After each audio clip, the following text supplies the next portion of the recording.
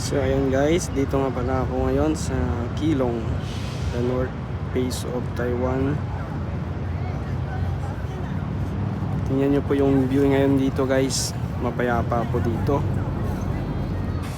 malayo po sa gulo. At you can see Taiwan Coast Guard is also here. Nakaangkla lang po ang kanilang barko dito sa Keelung Port. Then at the other side is the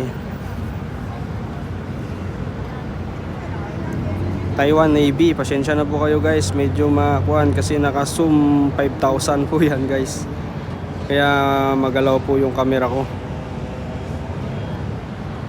Wow, ang lapit no guys no. Then COSCO International Shipping, malaking shipping industry din dito sa Taiwan guys. COSCO, parang mall yan sa Pilipinas. SM ang katumbas, mas malaki pa sa SM guys.